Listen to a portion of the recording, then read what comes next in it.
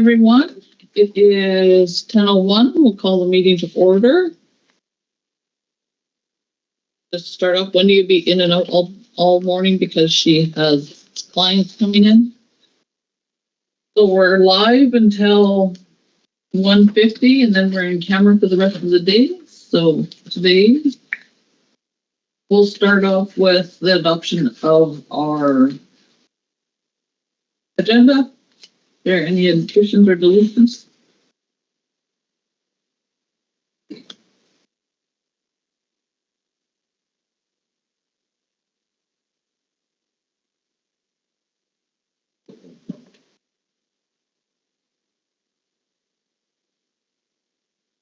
And we're going to do that at the end of the day. And then we're in the meeting minutes at the end of the day. So, is there any additions or deletions to the agenda? Not seeing any. Can I get a mover for the agenda? Moved by Josh, seconded by Crystal. All in favor? Ooh.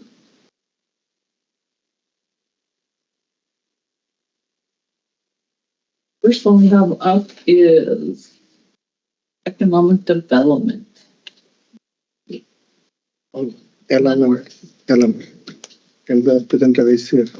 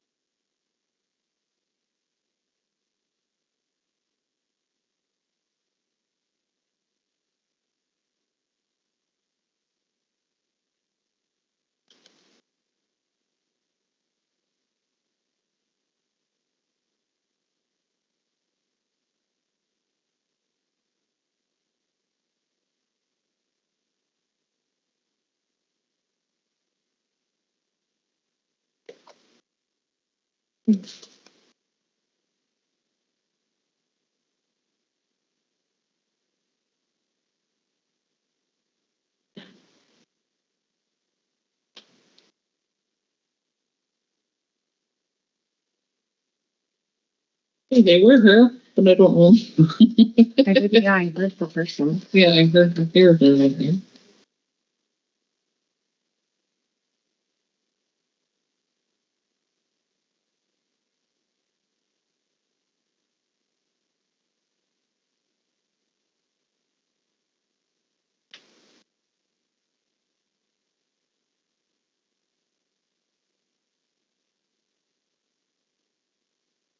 It's a presentation by North Food to council regarding the operations.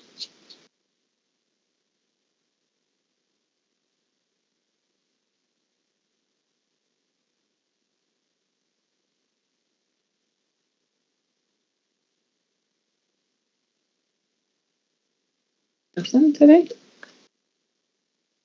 Mm-hmm. Yeah, looks like it.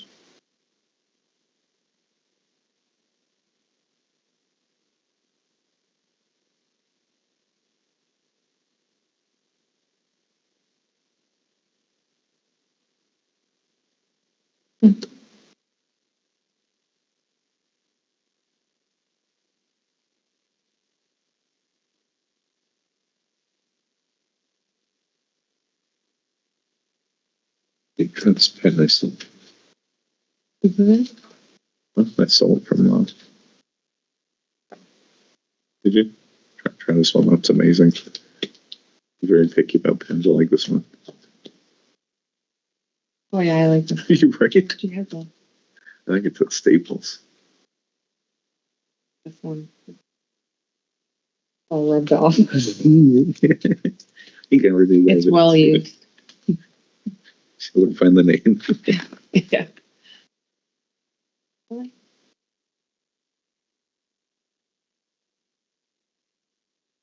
And the next one is active as well.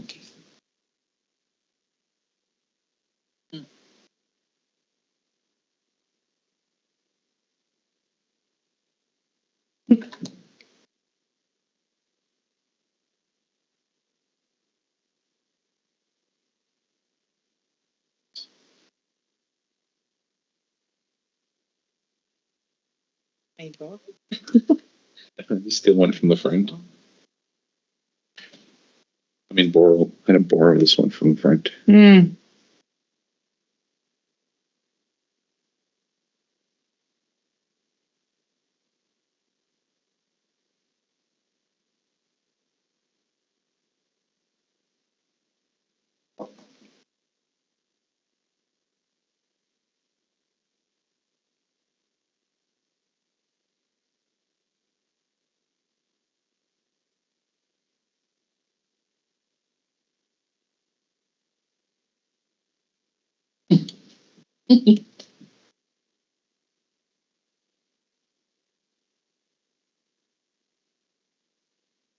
So how about that Team Canada? Hey, Oh my God! Did you watch the hockey game on Saturday? yeah. Fight? First 5 minutes. Yeah. 3 points. Bang, bang, bang, bang. Mm-hmm.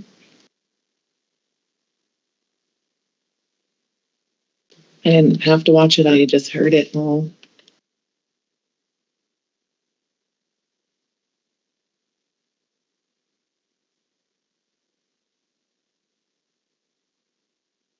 Feel the earthquake this morning? No, I did. I do. Yeah. Oh, was it? I thought there was a ghost in the house. I thought it was just them working across the road. Just trying to crack my back. I started shaking. So.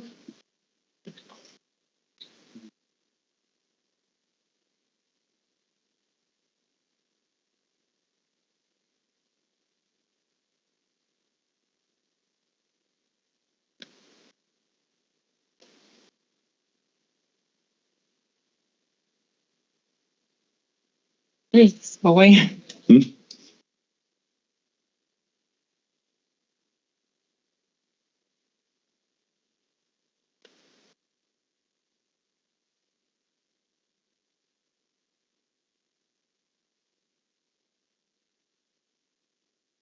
while we're waiting, there's a bad flu going around. A lot of people are getting it, so I hope everyone takes care. If you're sick, I hope you get better soon.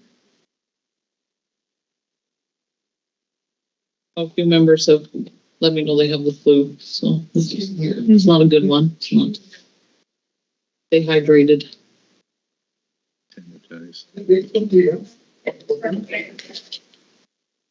Sanitize, wash your hands. Mm-hmm.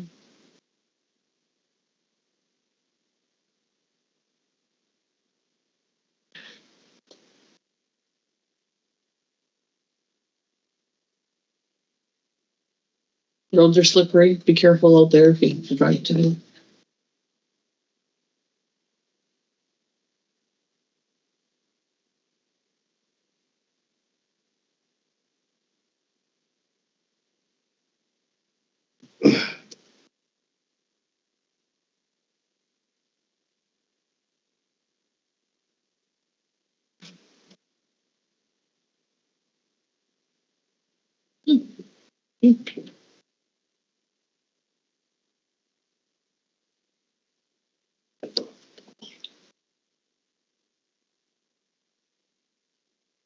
Hey, we have part of the presentation here. No, I'm not even familiar with, 100% familiar with these guys. Who's here? Is this where Shahid is or Shahid here? Things right beside. Okay. Again.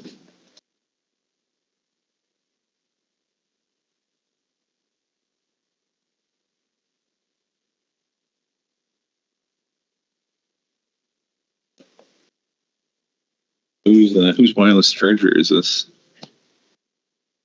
Yep. It working? Oh, it is. Okay. My phone's so old that it only uses wireless chargers now. It's like, Or it doesn't work. or it doesn't know. It's just like, you gotta have it just right. You're like, fight it. I'm here.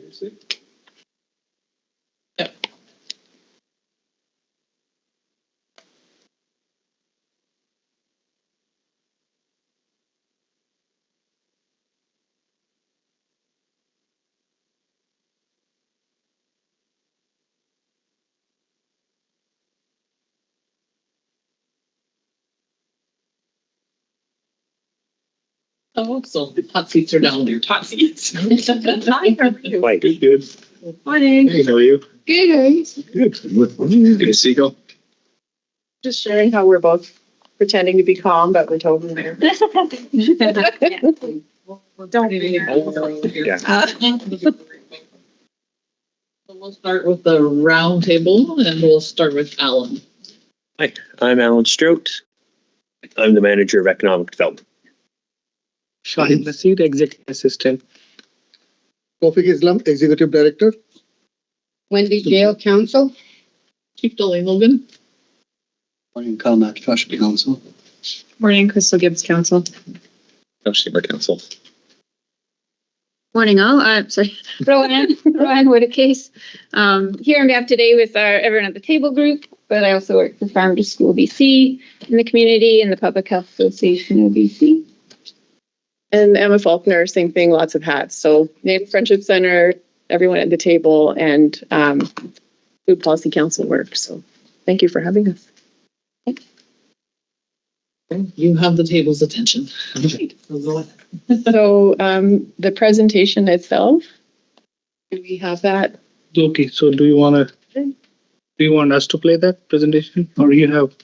By the way, I do have it on a data stick, but I sent you an email this morning again with the PowerPoint, or there's just a view link that could be used as well. I like the Brady Bunch thing. That's awesome. We each have our own. Yes. You want to slide down or?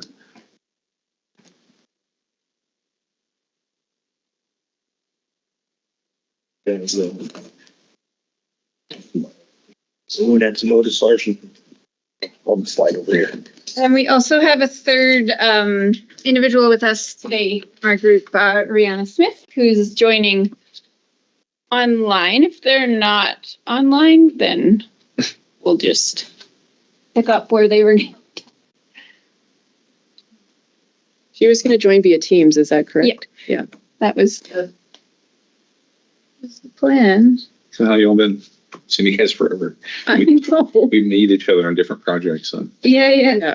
I was trying to remember where we all like first met, but that's so far back. I think the Native Friendship Center think for so, you and too. I. Yeah. And then I think it would have been the fire pit and something else. Yeah, possibly out and about in the community as well. Yeah. Then you were on the board at the museum Yeah. for a while. Oh yeah. Yeah. Yeah. And we were just talking about dancing. My dance troupe went and performed there years and years ago, and you were there. Yeah. Yeah. Oh, yeah, it's Blast from the I past. remember you. Yeah. Somewhere I know one of the kids. Just do. His online, Yeah. Like the online link. Yeah. We talked Yeah. at the university Yes. October last year. Yeah. You guys came up for a presentation. Cecil Yeah. and Daniel. Yeah.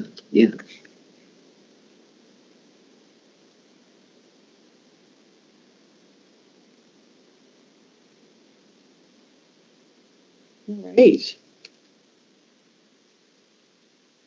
So without Rihanna, are you okay to go over her pieces, or should we see if we can get Rihanna up on Teams?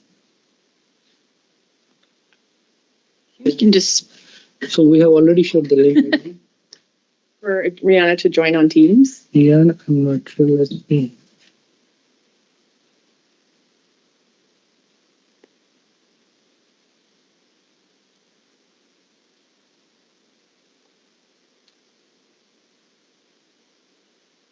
Putting everyone on the spot with all the tech stuff. well, tech stuff's always what. Sorry. Happens all the time. You know, some of us jumped up to be like, "Oh, we got it." Just put one person on the hot seat. Yeah. It's all on Shahid. It's fine. He's got it.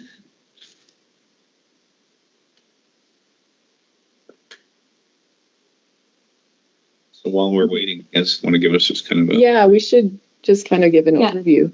Yeah. Or we can also, also live stream it too. oh, Right. Oh, well, everyone, right, sorry. yeah, well, Broadcast live out to our membership. Oh, great. hello, everyone. So I'll just, if Rihanna can't join, I can introduce Send it to her. Rihanna and Lenworth, they're also part of the project. So Rihanna and Lenworth are both up at UNBC, students, and Lenworth's working up at UNBC. So they're actively part of the project as well. Yeah, and so we can probably We can just start and then see if Rihanna can join or not. So the project itself is an effort to get a food policy council and food charter started for Prince George. So Rowan and I have both been involved in, I guess, food activism of different kinds for many years. So I've been running the food bank at the Native Friendship Center for a couple of decades. And during COVID, kind of hit a wall of dealing with supply chain changes and how realizing how vulnerable our community was every time crisis hits. And I feel like crisis is going to keep hitting and that we need to be proactive as a community around how to create more food security and food sovereignty systems here. So when things are going well, that we're working on those systems so that when crisis hits, we have ways of addressing it in more meaningful ways. So that's kind of been my motivation for getting involved in this work. Friendship Center for 20 years, and then Everyone at the Table is a group that's been around for about 4 or 5 years. Mm-hmm. So that's a new nonprofit society that's interested in doing that same work. So looking at supporting local farmers, supporting Indigenous food systems, creating healthier food systems than we have now that are less dependent on kind of those faraway food producers and supply chains. And so as we go into the project description, we'd like to, of course, acknowledge Blakely Tene as a traditional territory and the people, and the opportunity to live and work and play and do this work here. And we're going to go over the project itself. We've kind of piecemeal done introductions, go over what food charters and food policy councils are, and proceed from there. So if you could go back up to the previous slide right there. So the Food Systems North project, that's kind of the name we've come up with to describe the combined work of working on a food policy council and a food charter. The second logo is Everyone at the Table. So that's the group that's been around doing food systems work for 4 or 5 years. The next logo is REAPS. So REAPS has acted as kind of a sister/mother program for EAT. So they've been around for a lot longer, and they've been helping EAT with sort of the logistics part of getting a nonprofit society set up. And then Public Health Association of BC is who provided the funding for the positions for Lenworth and Rihanna to work on the food policy and food charter development. And it's a very short contract, so I think their contract ends at the end of July. But our hope is that it's kind of the seed of future development, future work. So those are kind of the agencies that are working behind the scenes on the Food Policy Council work. And then are you able to go up to the next slide? Yeah, if you want, you can go through. Okay, I'll just give you the mouse. And then Yes. Okay. Yeah. So Thank you. thanks, Emma, with the introduction.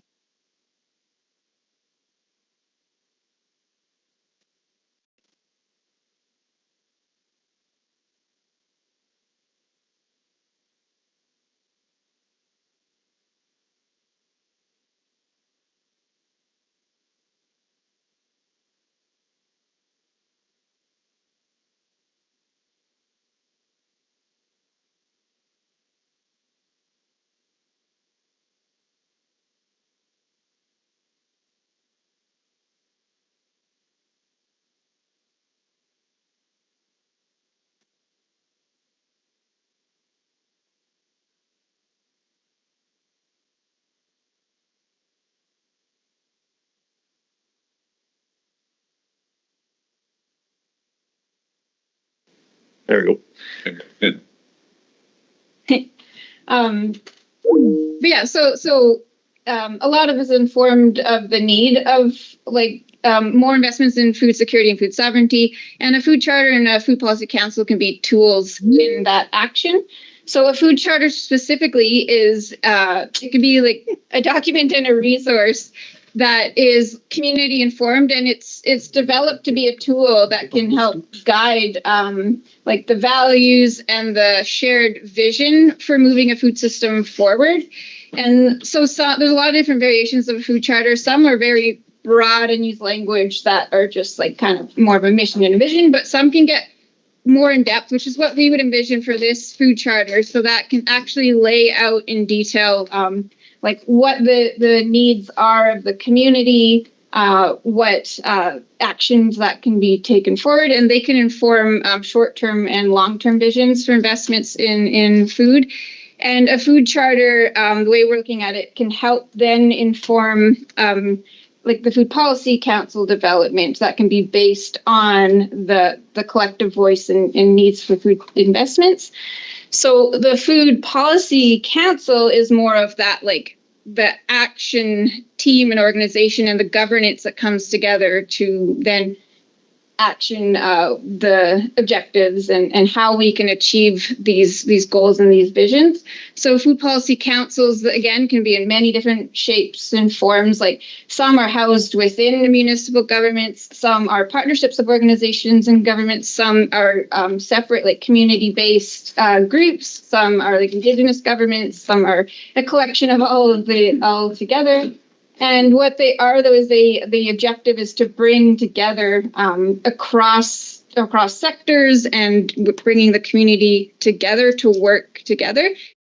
So they usually try to be comprehensive of the food system, which, as we know, touch points in all levels of society and our lives. So it would include representation and voices from us as eaters and the community to people that work within food distribution, food production, food processing, food access, like everything working together.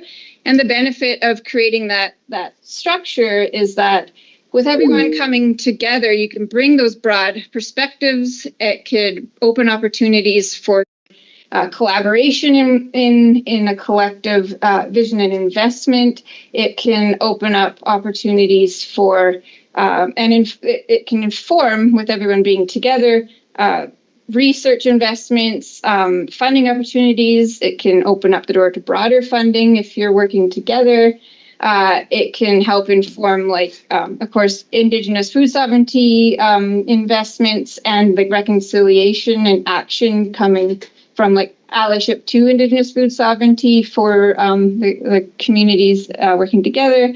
It can also just enhance capacity because a lot of people working within food systems, it's driven from passion and there's often not much capacity. A lot of people are doing it off the side of the desk. So having representatives working together and creating that structure of the organization, the group, and bringing in funding and creating that structure around it can also just increase what action can take place. And a lot of policy councils, they'll do advocacy work. They'll do, of course, engaging in policy, so they can be the connection points to municipal, provincial governments. They can also do advocacy on behalf of some of those impacts that can take place up at the higher levels. And then they also can go all the way down to creating programming. They see the gaps that are in need and supporting existing programs. It could be quite broad. But the point of this project is to come out to the community and just start gathering the input to help inform what a food policy council and food charter for our region can look like to benefit, to make the most benefit for everybody. So as Emma mentioned, the funding specifically for this leg of action goes up until about August, but we're also actively working to try to gain more funding and to develop something of maybe an advisory council or working group that would want to keep the momentum moving forward. Do you have the data stick? Yeah. Yeah, and there's also a live link in that email that would take you to a web version of the presentation. Yeah, it's there, but into this system. Yeah, that's the PowerPoint. But yeah, it's on there with, should be called the same title, like Food Charter and Policy Council.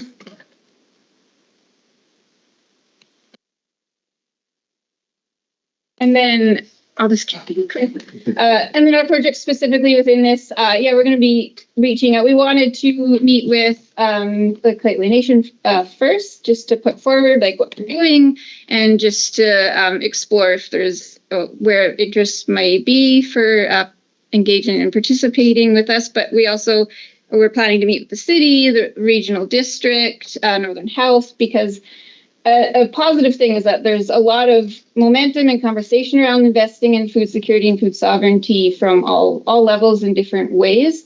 So it's unifying that and bringing people together, because there's a lot of action on the ground that others don't really know that other people are doing. And then also, of course, meeting more with the community. And we have 3 workshops lined up.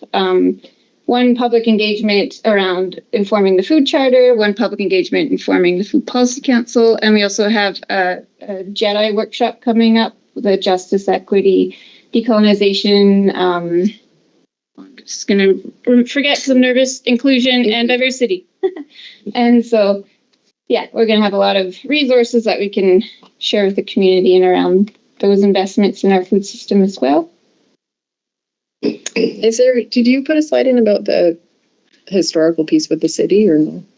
No, there's no specific slide to that, but we have for a couple of years now, we've approached the city with the concept of investing into food policy councils, and they've come back through meeting with council and with city administration with that they are in favor, like they like the idea of a food policy council, food charter, but they chose out of 3 options that they support it, but they don't want to be involved in it in any way. So the city has a lot of language in many of the different policies and in the current OCP they're putting forward in and around food security, but they don't have much action around it yet from our engagements anyways. And so a food policy council and food charter can help support and lay the foundation for the city to kind of adopt these. They're not putting capacity into any of that. So this to kind of help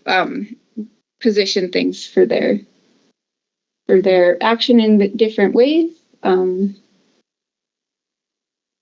It could align the current OCP. They have mentioned the desire to work in food security through reconciliation and food security through support of land access and different things. So we have slides again. Do you want me to go to a specific one? I think I've probably Covered most of it already. but if you want to go through and catch up to... We covered a bit of food charter, food policy council. It kind of spoke to the need of informing investments, encouraging collaboration, opening up more opportunities and capacity and knowledge sharing. Yeah. And then, so this is just speaking to our project, which we've already mentioned. Oops. And this is just highlighting the workshops that I mentioned there already. And so that's just one about the JEDI workshop. And then we have the next slide just shows the food charter and food council engagements. And we're also meeting with individuals, a lot of individuals one-on-one, and trying to gain community informed input. And we also have other research that's been done up at UNBC, and Rihanna has actually been involved in a lot of that. So we also have the foundation of preliminary investments. So we came to you today to see if this is something that Lately Tene might be interested in being involved in. And if so, kind of on what level, if you are interested in being centered in it or giving it a nod and not being actively involved, depending on people's schedules. Or, if you see a role for Lately Tene in this. We kind of were curious about that as we're kind of in very early days of it and seeing that it's important for you to know about the work and to decide to what extent you'd like to be centered in it. Yeah, and we're hoping that it would involve lots of different entities, but I guess that will unfold over time. Mhm. What will happen? That would be the objective, of course, for the many different parties to be part of the collective investment. And yeah. Questions?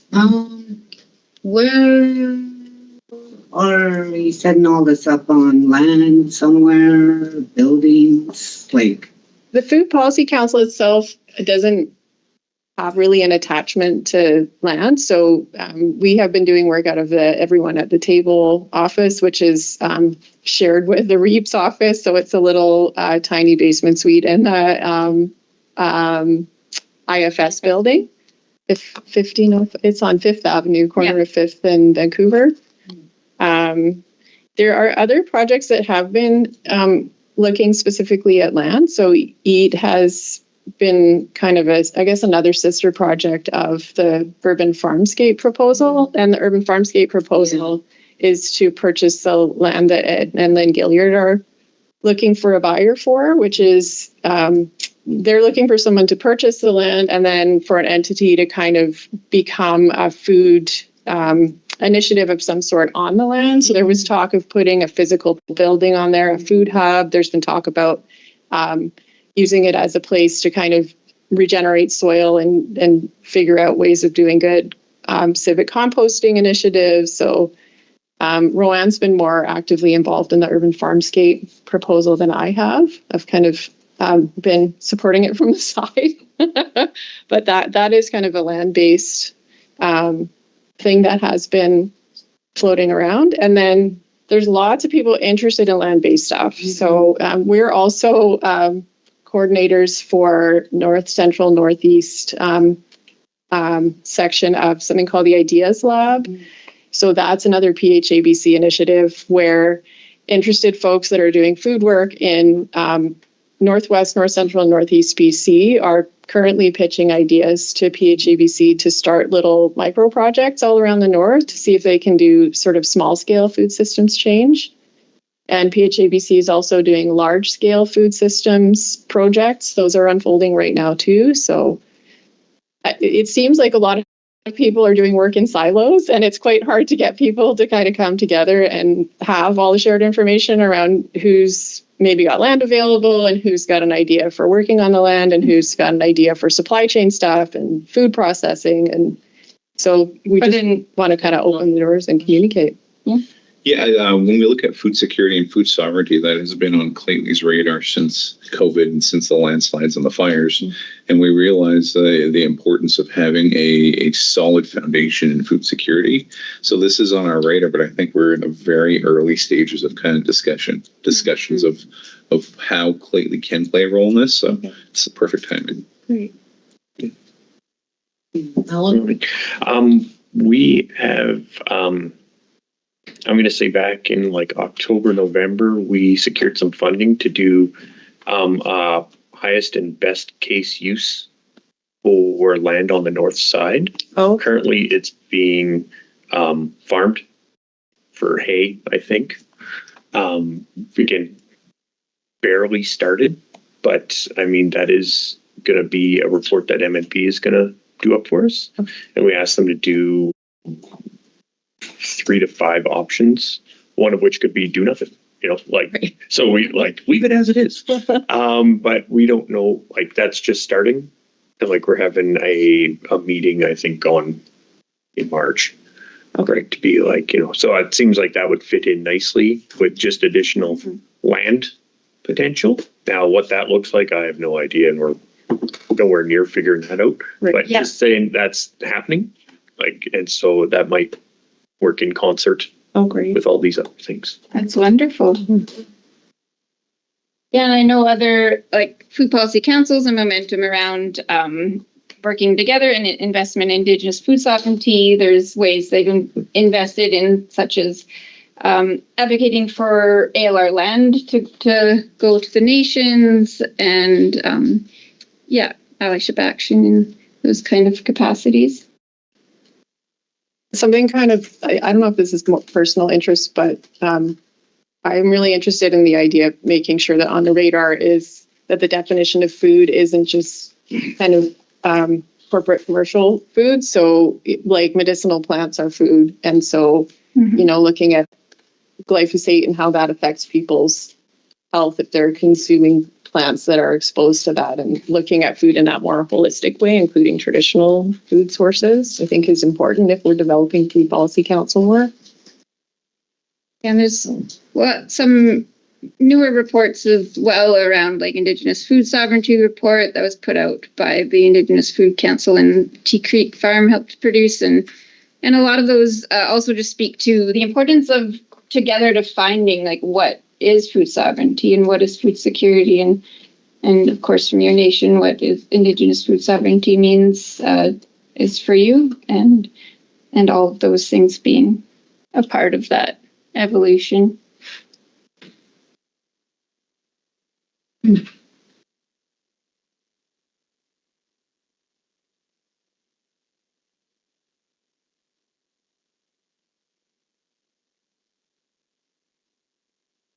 Oh, food security is a huge one, especially like you mentioned COVID and stuff. It was pretty Part of their even when we had the slides. Mm-hmm. We didn't have feed coming in. Right? So the trucks couldn't make it, but the ones that did make it have come up all the way through and it is important. It is important for our nation to figure out how to. One thing about COVID did teach everybody how to plant. It's true. Yeah. Yeah. They couldn't find a seed in town. That's right. Yeah, I remember as a farmer, we were ordering seeds like way in advance, and seed companies were running out. Yeah. And they're actually stopping sales to non-commercial operations, which was pretty wild. But And compost went from free at the city to being charged for loads. So the Queensway Garden used to get the compost for free from the city, and now they have to figure out how to pay for it because it became a valued commodity during COVID, which was interesting. But there's a lot of energy out there. Like I know Squizzer 57 is also really wanting to invest into a lot of this, which is really exciting. And there's also a lot of energy kind of working within the different ebbs and flows of food work, of support and funding coming up north for food projects. So that's another benefit too of like getting to the point of being collaborative and having conversations, and so that can be ready to invest, capture some of those opportunities that come forward. And also I know a lot of food work, it's the capacity to even write the grants is a big part of that too. So that's where projects like this can support that action. Grant writing. Yeah, we're getting lots of. That's what we have. We have a grant writer too. So she's Yeah. Yeah. That's wonderful.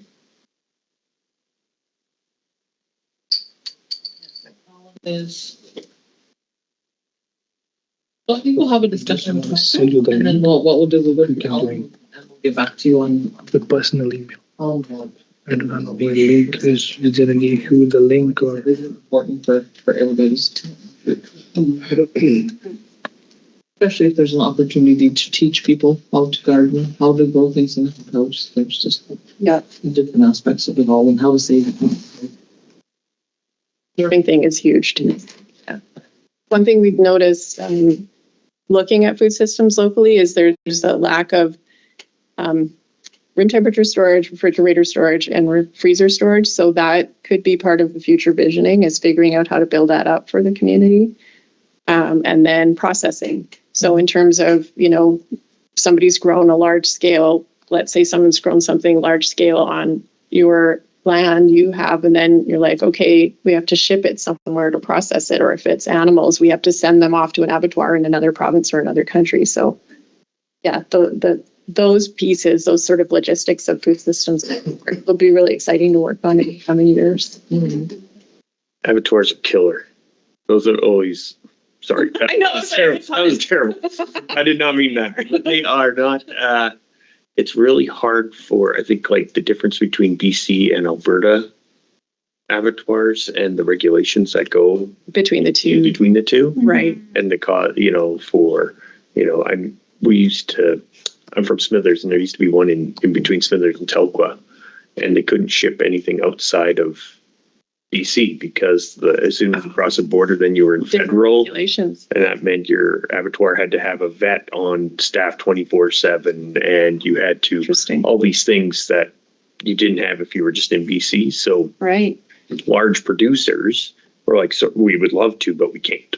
Right. Right, because we can't limit ourselves to just the BC market. We want to sell across Canada, so we have to go to stuff was being sent to Edmonton from Vanderhoof or what have you, Yeah. right? Because of those, And then sometimes sent back into the province for sale, and then back which is silly. processed over there and then sent back in a frozen truck, Yeah. right? Yeah. So you're like, okay, Yeah. but yeah, when you're speaking to abattoirs, it just remind me of you're talking about regulation and stuff like that. That's a real And I'm Barricade. thinking that might be a food policy job eventually too, is looking at policy and legislation and where they're complementary and where they create barriers and whether there's opportunity to move the needle on those things. Yeah, there's a lot of projects out there right now to invest in abattoirs. Like there's some nations investing in that currently and some starting to explore with feasibility studies. So yeah, it's a need for sure. We've taken up your time, so thank you very much. Thanks. Thank you for waiting, coming early too. That was a long. stay late. So we'll have a discussion. We'll talk to Alan and we'll figure out what's we would work together or something. Yeah, thank you. Wonderful. Thank you. Later. I don't want to just take it out because I don't want to mess anything. Did I go stop sharing? You can just eject it. Safety eject is the. I think you go to the folder Okay. and then you just Okay. find it down below and hit eject. Okay, you do it. Oh, this must be an Apple because I'm totally lost. Just tonight. I'll admit it was. I just wanted to check. Mhm. There's something that we Oh, sorry. That's your memory stick, yeah. on meeting. Oh, I just had to close the presentation there.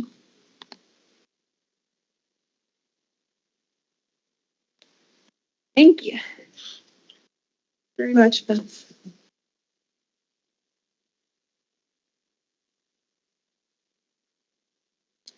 Nice to see you again. See Yeah. you later. Thank you for coming in. Nice to meet you. But it's not actually. Oh, that's all right. Just deny or just close it. Yeah. I don't care if I'm waiting long. You just need to know for what. Okay, we're gonna have like a 5-minute break until the next Just say one. Nope. Yeah, there you go. Because I already closed it, so I'm not even there if I was.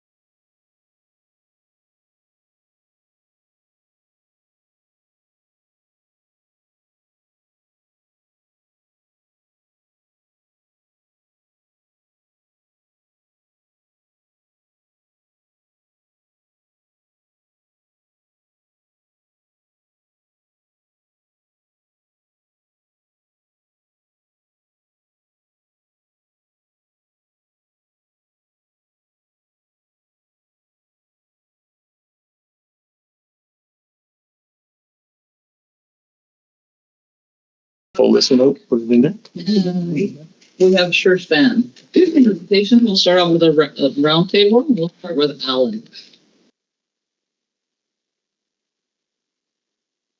Thank you.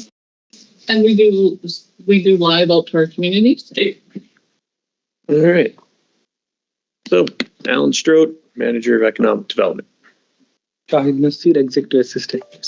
Towfiq Islam, Executive Director. Wendy Jail, Council. Chief Dolly Logan. Jeff. Council.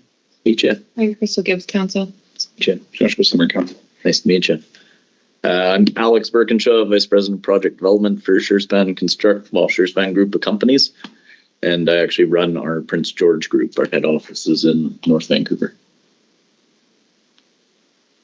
Good to go? Yep, you have the hot seat. Right on. So a little bit about a group. We've been around for a long time. It was established in 1947, so we've got an extremely long history of building bridges and doing so successfully. Over that time frame, it's allowed us the ability to figure out how to be sort of best in class at what we do.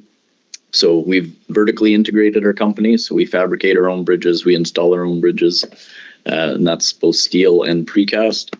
We donate bridges. Yeah, yeah. We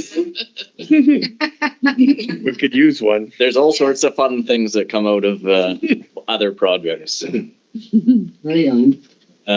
And so, we grew out of the forestry sector, very akin to what Prince George has grown out of, sort of from an industry perspective, but have since got into a lot of other sectors. So mining, oil and gas. We do large public infrastructure projects as well. And on super projects, we'll come in for, people like Kiewit or Ledcor and do the complex bridge-related scopes for them.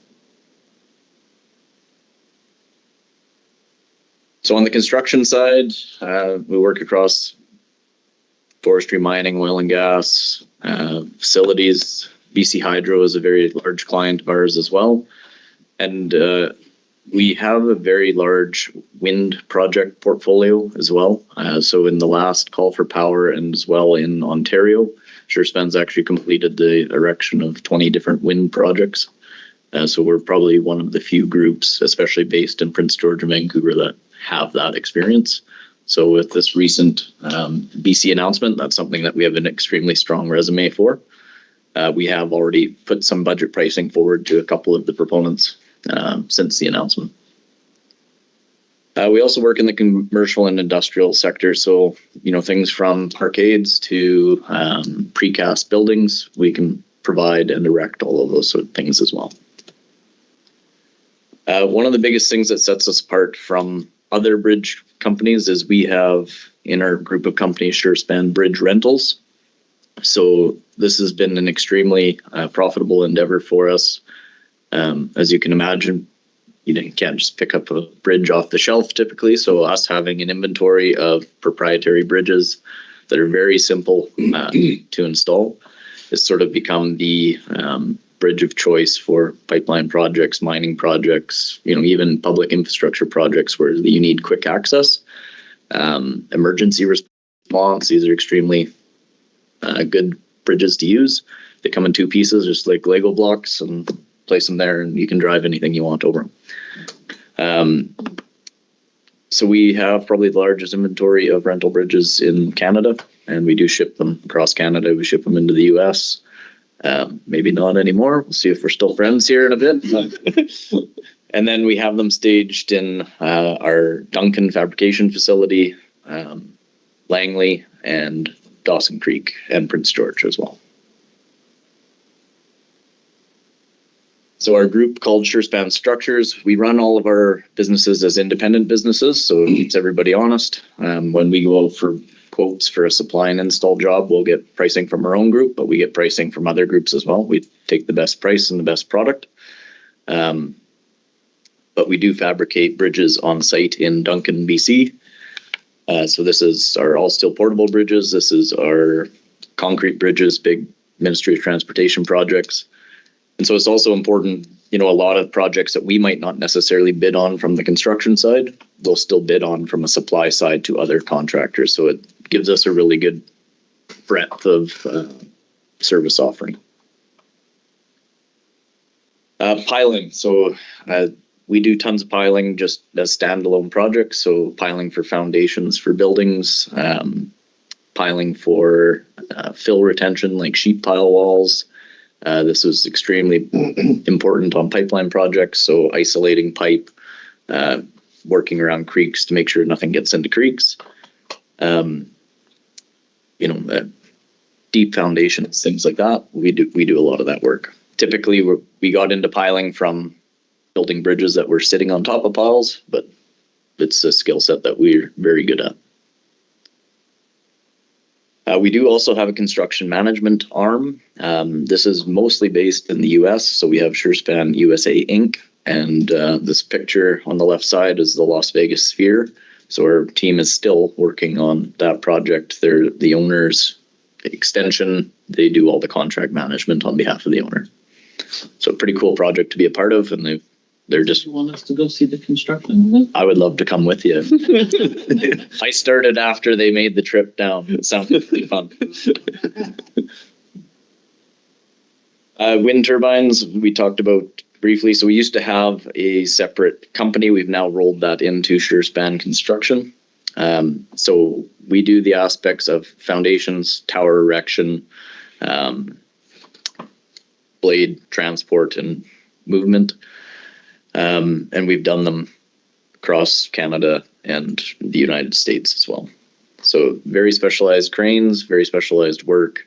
As you can imagine, can't make mistakes in that world, or you're in for a big civil claim. So we've done very well in that. So shipping the blades would be easy in those areas except for BC. Yeah. My cousin in Alberta says go trails for roads. Yeah, exactly. So that's where we have a lot of that experience on the civil construction portion of that as well. We've done lots of road construction in the past. And personally, I've done a lot of design work tracking for wind turbines on roads. So they swing really wide going around corners. So figuring out how much you have to clear, how wide your corners have to be. But we have specialized trucks for transport of these as well. And then I just wanted to put a couple projects just to show some of the style of projects we do. So this Sombrio Bridge launch, this is a big highway bridge on Vancouver Island. And so this is a project that was a few $1 million of our scope and, in the tens of millions for the general contractor. But they would hire us to come in, erect this bridge, and launch a steel over the creek. This is one wind project that we did in BC in Tumbler Ridge. So we removed and replaced 65 wind turbine blades. They were refurbished in a yard in Tumbler Ridge, and then we put them back in place. So we had a crew of 30 working on that. And this is one of our cranes with specialized rigging in the background. We just finished a project on the PRGT pipeline early works out in the New Ianch area in BC. So wanted to put this one in here. We worked in partnership with a joint venture partner, Boney Creek, which is out of Lax Claps. We actually had 25% Indigenous employment throughout this project. Worked really closely with Boney Creek. They had a couple excavators of their own. So knowing what Claytley Tenay has for companies in your fold, it'd be something where we would work very closely with anybody that you guys sponsor or work with, like an LTN, and make sure that we have a complete project that can execute a big picture project instead of taking smaller scopes. If any of you have driven north of town, the Salmon River Bridge, that was one that Surespan did prior to my arrival at Surespan, but just wanted to pick a local landmark that people might have seen. How long did it take to build that bridge? That one was around a year. And then the removal of the old one was a separate scope. It wasn't in our package. The Simon Fraser Bridge. So this is the original one, not the one Ruskin was just doing the repairs on. So this was, I think, a $63 million project at the time. And this was, whatever it was, 20 years ago now. But still, you can see below, our team figured out how to make a work bridge down below to work on to erect the steel. It was quite a high bridge. It all went really well. That was when we had water. I just like. Yeah, exactly. Couldn't just walk across like you can now. BC Hydro. So this is an example of an installation of our all steel portable bridge. So BC Hydro is, when they get access into areas typically not needed other than that task they're doing. So we work really closely with them to both supply bridges to other contractors and do installs for contractors. So in this case, there was a local contractor in Terrace who had been awarded a project. They asked us to come in, supply and install the bridge. So we do lots of that work for BC Hydro. And then we'll take on big bridge rehabilitation jobs as well. So if any of you guys have driven south near Spuzzum, this was quite an undertaking.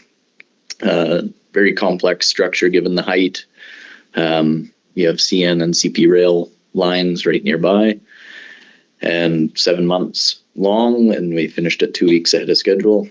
But full, deck refurbishment. There was rope access. There's all sorts of things going on with it. This is an example of the sheet pile work. So building those sheet pile walls so a pipe can go unimpeded in between so they can excavate.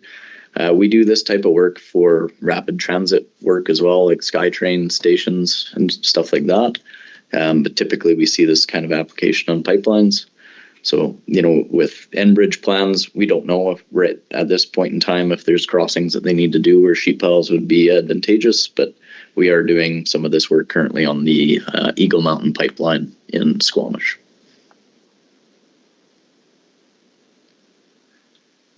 And this picture is, at the time, I think it's the tallest swimming pool in North America. This is down in Vancouver, but Really? yeah.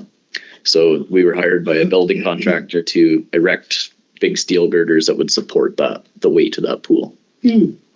So sort of those complex, intricate jobs, they're something that we're very good at. And then a wealth of bridge experience as well. So hopefully that gives you guys a bit of a snapshot of what we do. As I mentioned, we just opened an office in Prince George. I live in Prince George, born and raised here. We've got 3 people in the office, and we've got about 5 people in our yard out in the BCR site. Outside of that, our crews travel from all over the place.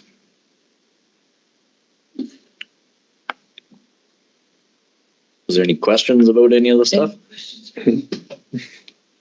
Crystal? Just a question for clarification. This is a revenue share opportunity. Is this the present? Okay. We need a bridge, and you guys build bridges, so there could be talks there. Yeah, there you go. It's like, yeah.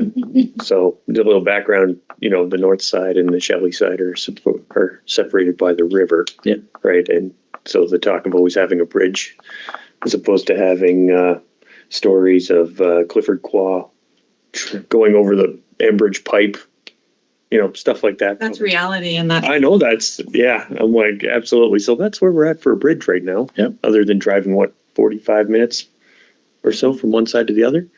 So as it is right now is Canfor is letting us use their bridge. Mm-hmm. But like if Canfor left and shut the bridge down, you'd have to come all the way from the Park Highway. Yeah.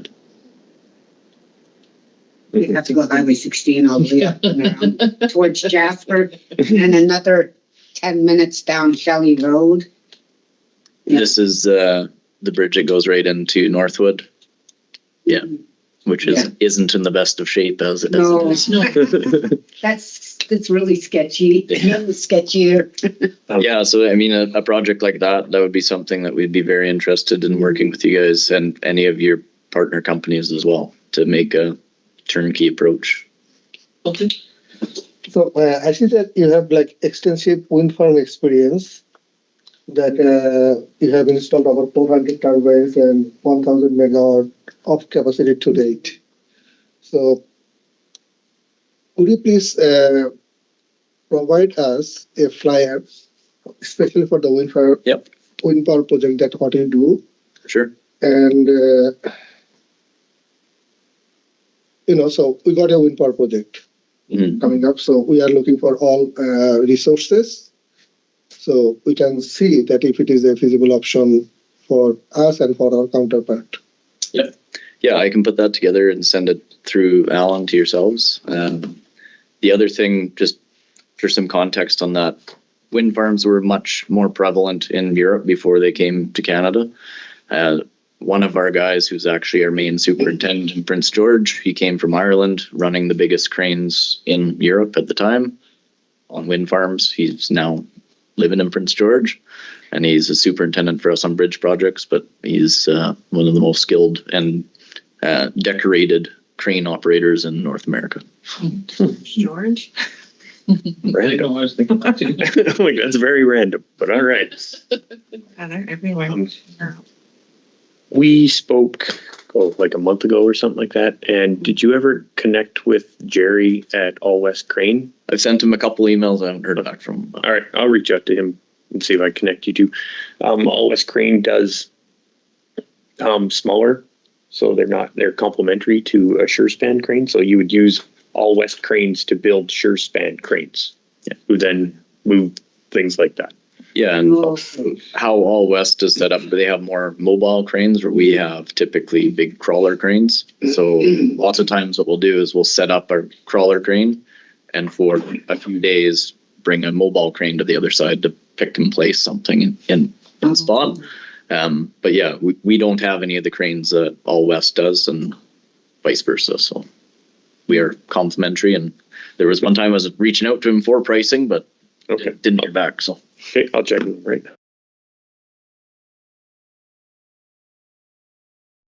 now. Yeah, exactly. Come on, Jerry, where are you?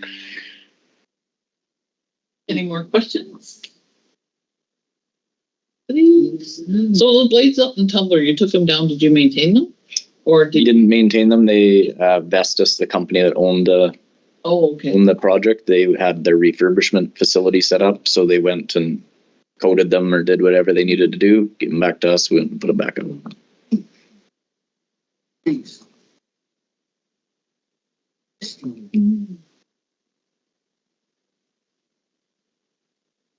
Especially the bridge work now. Yeah, and I mean, even working with local groups like YRB for emergency response, floods, things like that, we have that ability to deploy bridges extremely quickly. So that can be a big advantage as well. And again, with where we stage our bridges, both in Dawson Creek, Prince George, Langley, we can kind of cover all the province very quickly. bridges too? Good to know. Well, thank you for coming in. You send all the wind project stuff to Allan, and bridges, I think, are pretty much covered all the bridges. No, so, well, one thing, any of the bridges that do any infrastructure like sewer, water, cables? Yeah, that's something that we always can put on bridges. Typically, it just depends on what the design is, but we've done lots of very intricate bridges with all sorts of utilities on them to standard forestry bridges that don't have anything. So we're able to fabricate whatever we need to make those work. And what's the river span? Yay wide. All right. Do you do yay wide? 100%. 100%. Yeah. Fraser River. Yeah. But that's what I was like, because I was like, saying to myself when you were talking about those bridge rentals, so I'm like, how big is each one of those portions? Yeah, so those 2-piece ones go up to 80 feet. After that, they're really heavy. We can do them up to we can do them up to 100 feet, but we fabricate just standard bridge girders as well. So on the Coastal GasLink pipeline, we bridged the Stewart River with the Causley, and that was the world's largest temporary construction bridge at the time. So that was 85.4 meters of clear span because we didn't want to touch the water in the middle.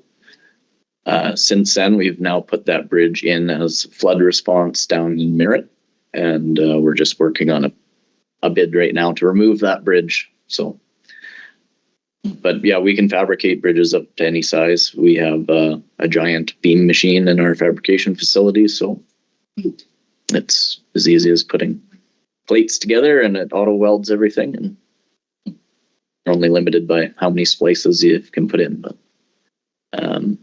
we've spanned the Fraser River once in Prince George already, so and that was we supplied the bridges for that.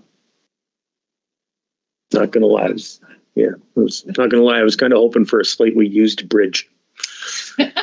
Yeah, I'd be happy to take a look at it and get a size, but Not afforded. I don't need a brand new bridge. I need a slightly get one on the marketplace kind of. this one that we would be pulling out here, that might be an opportunity as well. Yeah. And that's, bridges don't go bad. It's not like a set of shoes you wear out, right? It's the steel is good for a long time. Deck panels and things like that based on traffic get replaced. Yeah. Interesting.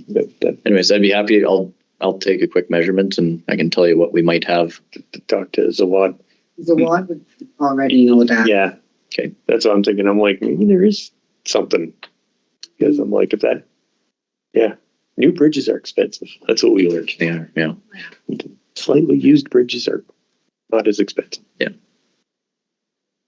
But, Right on. awesome. I really appreciate you guys making the time to chat with me. It's very nice to meet you all. Thank you. Interesting, anyway. Thank you. Yeah. I will walk you out. Yeah, so definitely we can win stuff. I can do that right away. That is a new project for us, and not gonna lie, we don't know much about the winds other than it blows in your face. Oh yeah, fantastic. Yeah, they go. They spin in the circle. Things work and Yeah. Analyze there yet. And if you guys wanted as well, our vice president of commercial and legal counsel for Surespan Construction used to run Surespan Wind Energy Services. So I would be happy to introduce you guys, and she could give you the wind turbines 101. that would be really interesting. That'd be nice. Yeah. Okay. Yeah, send everything to Allan. Arrange something. Perfect. We've learned some of the stuff. Yeah, because Would it be like, even as you guys are working with your partner, he knows the wind industry very well from a contractual perspective as well. So there's probably some very good information she could provide. oh, that thing? Can you share with Allan any other stuff you might want us to know? Yeah, Related activity. Very knowledgeable. I'll leave some cards here for you guys as well. Perfect, thank you. Thank you. Nice to meet you all. Nice to meet you. Nice to meet you. Thank you for coming in.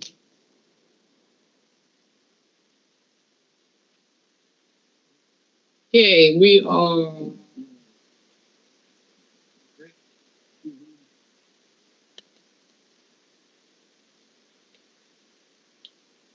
So we're gonna go on a break and we'll be back at 11:45.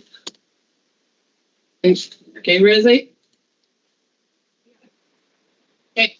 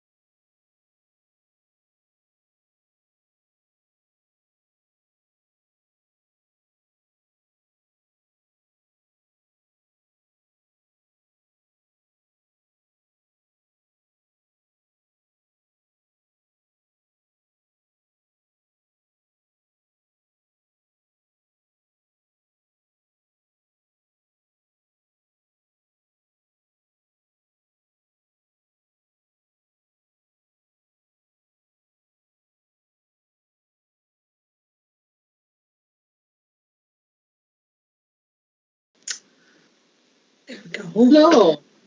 Hello. Hi. Sorry, I don't think we had a link. Going in and out of meeting rooms. Looking for everybody. Yeah, I don't think my camera's working. Sorry, I'll see if I can fix it. Nope.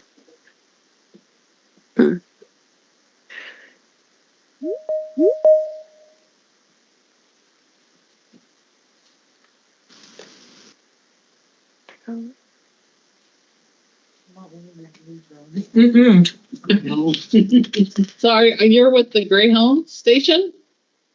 Yes. Okay. With the ambulance service. Ambulance service, okay.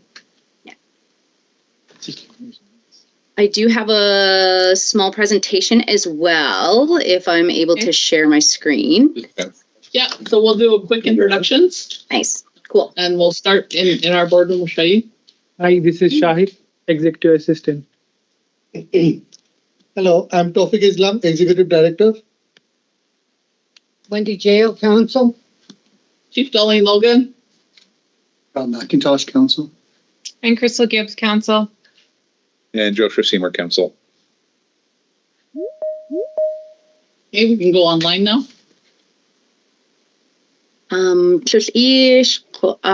Good day, everyone. Uklas quietsnit hakom, mistaqshit ahawzit hashqit manuzit quietsnit. So good afternoon. We're just excited to share and engage with everyone over there. I'm just going to go ahead and share my screen right now. And while I'm doing that, I think I'll pass it on to Nicole to introduce herself. Thank you for having us today. I'm Nicole Malcolmson. I'm calling in from the unceded territories of the Tashad and Hupachassit First Nations people. I am a Hawaiian member myself, and I am a project coordinator for BCEHS. I'm here to support Natalie and Vicky, if she's able to turn on her camera here. I am not able to, but can you hear me? We can hear you. Oh, wonderful. Okay, so my apologies. I have no idea why the camera isn't working. So class, I'm with Kusa Amti. I'm Vicky White. I'm the Executive Director of Indigenous Health here with BCHS, and happy to join the meeting today. Thank you. I do see that we have Jana on the line as well. So maybe, Jana, if you want to step in and introduce yourself too. Thanks, Natalie. Good morning, or well, afternoon now. Now, I guess, everyone, my name's Jana Hargraves, and I'm the Clinical Operations Manager for the North Central District, and I'm calling in today from the traditional territory of the Tlaik-Leitene. Well, tleko for your time. So I introduced myself briefly there as I was trying to figure out where we're going. So I'm the Senior Director of Indigenous Health for the ambulance service, and I'm calling in today from the Snuneymuxw territory in Nanaimo on Vancouver Island. So we are very excited to share a bit of information with everyone in Tlaik-Leitene to really talk about what our plans are coming up. And we want to engage before anything truly goes in place. So we can just really show that we're engaging and wanting to be part of the growth and collaboration on the build out of the ambulance station. So we know that we over here are coming across from many ancestral lands. So I've introduced themselves. Today, we're going to talk about the plans, the location of the ambulance station, our new station, and really the collaboration on the multicultural debrief room. So the location is on 12th Avenue. This is the old Greyhound bus station. So these are the plans that were developed and given out to the senior leadership team. So Vicky, as the Executive Director of Indigenous Health, sits on the committee for this. And as you can see, this is the bit of the layout of how we're thinking about setting up the ambulance station. So the wellness and debrief room is in the center, just off to the center of the top left there, and it's circled in orange. Oh, it's kind of went to a different screen. Yeah, we popped onto a different screen. It looks like Can you it's. What can you see? Mm-hmm. We can't see yours. No. I feel like it's on our end though. It could be like this.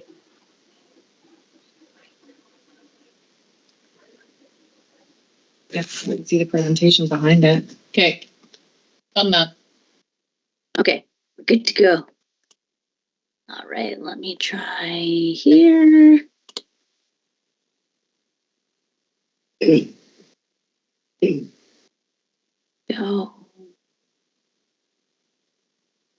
There we go.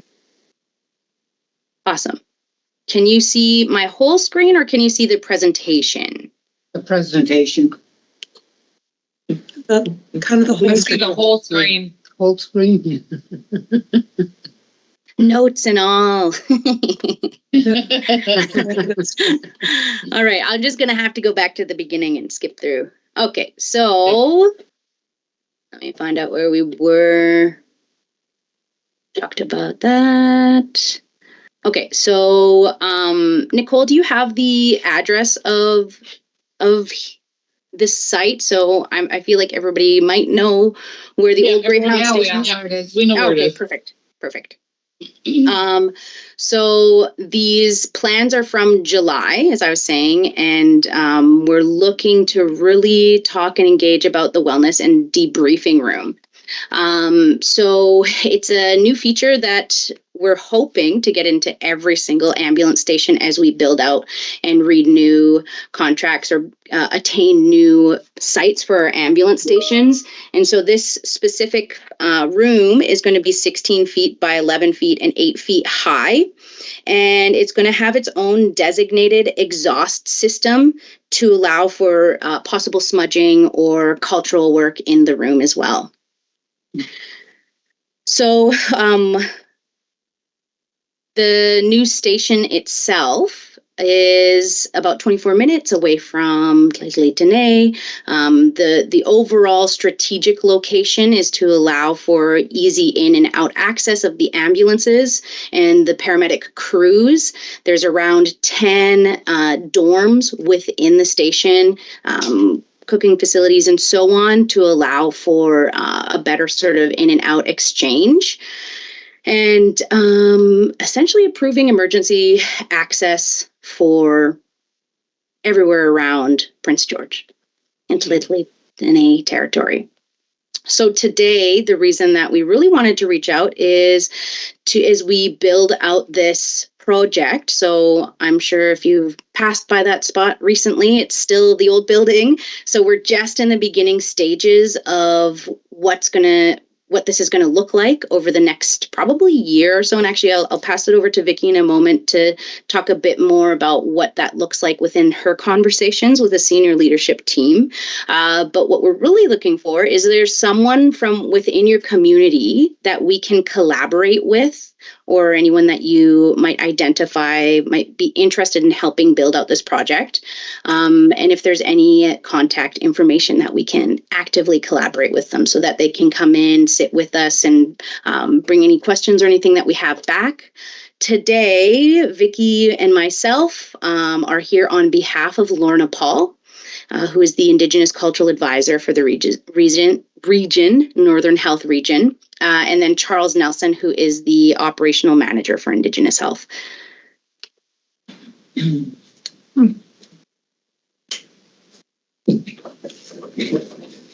Hey, Fingers. Maybe.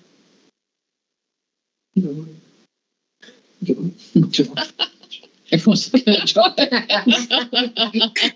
And then obviously we don't want to using the eyebrows. And obviously we don't want to put more work. They said someone in the community, and everyone looked at you for this because of the language and the culture and stuff. So Josh, So you're pretty fluent in that stuff. It scared me there. I was like, what did I miss? I was taking notes. Lies were volunteering to do this. Yeah, that's my brain was like, don't look up. What? Don't make eye contact. Right? You just sounds like this. There's not looking. This actually brings up a really important question, is trying to figure out what what are some things Clayton today want the community to know about us? Because that should be a unified message amongst every partner that we have, because it all kind of changes, right? Mm-hmm. So trying to figure out what the nation would want people to know about us to put in those spaces, so it's like unified. Yeah, Just and so consultant, eh?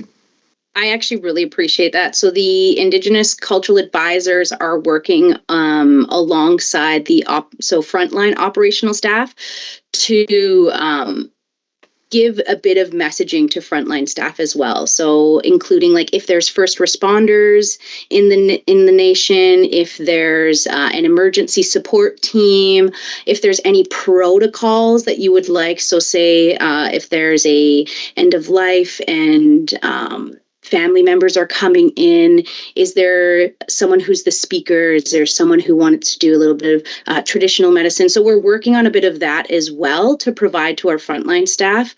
And as we build this out, we can include that sort of in the foundation of what we're doing there. The idea is to have complete collaboration because it is your traditional and ancestral land. We really want to make sure that you're seen within it. So that's the biggest goal, and whoever it is, it doesn't have to be one person. I think right now, because it's so early stages, it's about just identifying within yourselves if there's a one go-to person, a couple, because we can always send out information and hand it off to the whole chief and council to talk amongst yourselves before you give anything back. And then the hopes are that if we'd like to do a collaboration on making the room itself, what does that look like in Tlait'lai tradition? How do we uphold and lift up your ancestors' voices on your ancestral land in what is now a building that BCEHS and the ambulance service is going to be utilizing? Wendy, you had a question? Yes. Hi. I was wondering, like, is this station gonna be in addition to the ambulance service in Prince George, or are you guys bringing more ambulances in? Like, because there's an ambulance station up by the hospital. So is it gonna be different prior, like a different bill than they have? So this one, I feel like I might lean on Vicky a bit more for this. So the idea is, so I showed on the first one, there was multiple ambulance spots or within the bay, what we call it, so where the ambulances come in. So I feel like from my understanding, it'll be sort of the central place. I'm not sure if that's the idea to utilize the ambulance station near the hospital as what we call a annex to be able to like stock up and fill, or if it's actually completely going to move there. So because it's so early stages, I think that's part of the conversation as well. Sorry, I can add a little bit there. I think that Natalie has actually fully described what that current situation is. We are in the process of discussing that. We meet with the architects or the project company monthly, just to get some updates on where they're at with the current renovations of the building. I'm not sure what the outside of the building looks like, but I've seen photos of some of the renovations happening on the inside. My understanding was the conversation was about this being the multiple location. Whether or not they would add ambulances when they move in is a whole other discussion that I think still needs to occur. But I think what we're trying to do is accommodate and make the space for that to be a possibility in the future. Yeah, the reason I asked was because, like, there's been concerns about where the ambulance station is now, with it being on such a busy 15th Avenue Street and then the crossroads of Vancouver Street. It took, like sometimes if it's really busy, the ambulances can't get out of there because some cars just won't stop and stuff. And it's right on a corner of a busy intersection right across the hospital. So that's why I was asking if that was going to be shut down and they were going to move down the hill. Okay, thank you very much for that information. Jana, do you have anything to add to that you might know of? Yes, I can confirm it is a very busy intersection and that we are having some challenges with access and egress as well as staff parking. So we have had to have units deployed from up in the airport and then come down, as well as we have the station up in the heart. Yeah, I forgot about Right. that one. Yeah, so my understanding was that both were going to come together in this location. Again, but that's just my understanding. I don't know if it's accurate. Thank you. And so, Thanks, I guess that kind of also brings us back to whoever, if there is someone that you would like to have sit in with us or collaborate with us as we have this work roll out, we can always give a bit more information to that person and answer any of those questions that are still sort of standing within yourself and get those answered for you. Yeah. Josh. He's already volunteered. So it's Joshua Seymour. Joshua Seymour. Okay, perfect. And Thank you. is that like similar to all the rest of the emails is like Joshua Seymour at Clayton, is it .ca?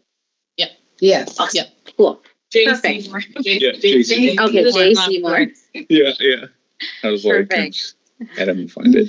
Joshua's doing it. Cool, perfect.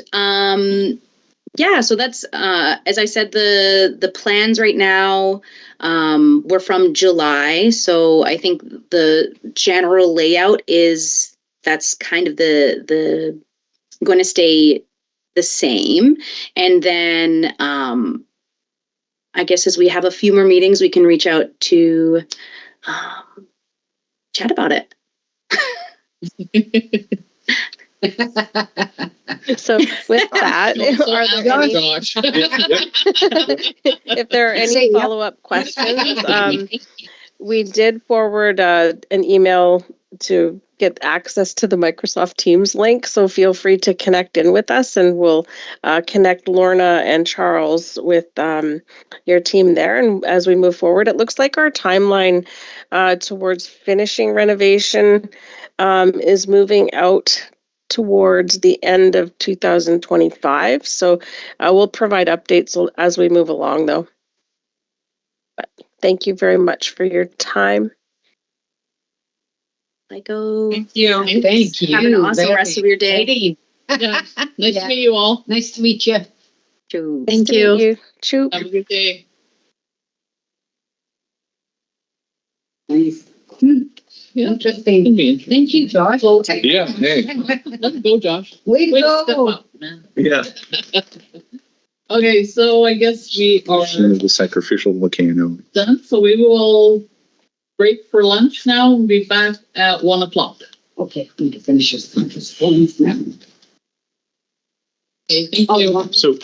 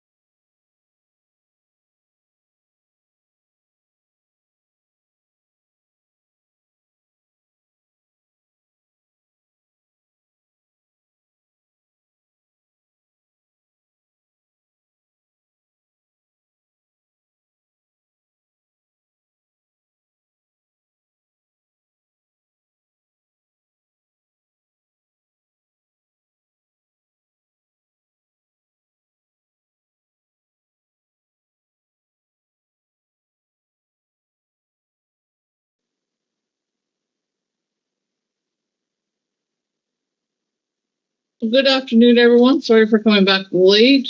We've had some agenda changes, unfortunately, so we'll be in camera for the rest of the afternoon. But thank you for joining, and we'll be seeing you tomorrow for another council meeting for the interim.